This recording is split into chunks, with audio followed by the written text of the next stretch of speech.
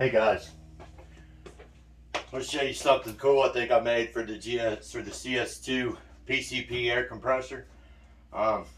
It's just something cool, works really good for me, so I figured I'd share it with you. I took a regular milk crate, I cut a block of wood and covered it in foam and vinyl, a couple blocks, and made this gauge holder. Then just screwed it in with screws from the outside of the crate.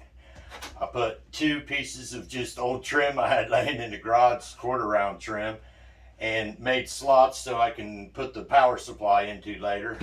I cut out all 4 corners of it to give you access to the power switch and the pressure release on the CS-2.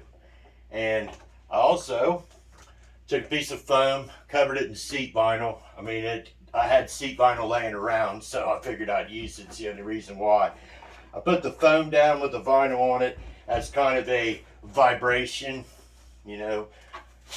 reducer, whatever. I took a second piece, and this is what I used inside the vinyl. There is just a piece of foam that came on a solar panel I'd ordered, and I cut the feet out to match the footprint of the CS-2.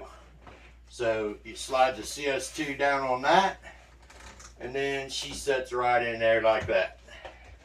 And I made these 2 smaller pieces so that if in case it decides to walk around a little bit, because it does vibrate, that it won't be able to go anywhere because it's up against those.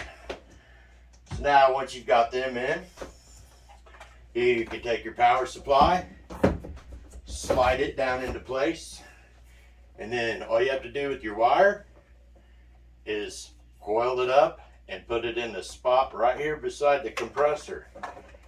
And it's made for it, and it works great for it. So tuck your wiring down in there, get that all neat and nice, and then you can bring your gauge up. And on the gauge, we just use a couple of zip strips to tie her down. I did drill a hole in this for the relief of the burst disc, so if it busts, it's not going to be on top of something, it's down inside there, and it'll be able to exit the pressure without causing a bunch of mayhem. But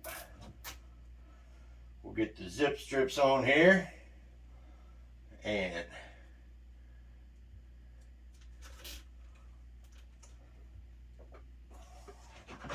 trim the tails.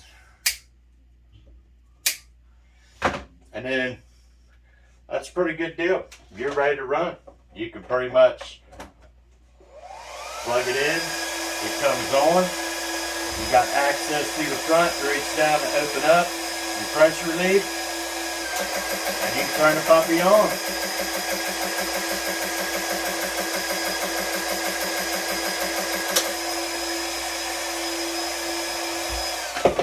So it works really good. For holding everything, you keep it in place.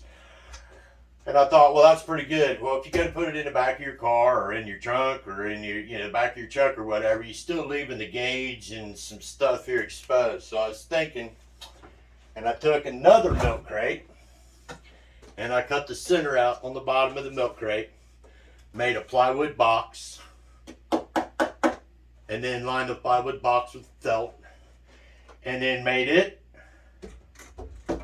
to slip right over top and protect your CS-2. So now your gauge and all your stuff is protected in there. You can take your extra filling lines to fill your gun, slide them straight in there too. And when I got that, I thought, it's pretty decent, it's pretty handy. Then I got another idea. Let's take it a step further. Made a padded seat for it. Now, when you get done filling up your air gun, you just put it all back together and you got your shooting seat right there. I'm not gonna lie, it works pretty good. I've used it a lot and I like it. Next thing I made to go with this is we've all got one of these, the moisture filters. Read on the web, these have the propensity to burst sometimes and explode. So what I did, took a piece of 2-inch PVC pipe, covered it in seat vinyl, of course. And then you got in and out marked here. You just slide her down through the tube. Slide the end cap on. And then whenever you want to use it, you got your in and your out right there. All protected from any damage you could do to it, and it's protecting you from any damage it could do to you in bursting. And together, throw them two in your vehicle with your rifle, you're good to go. Anyways, that's it. Let me know what you think.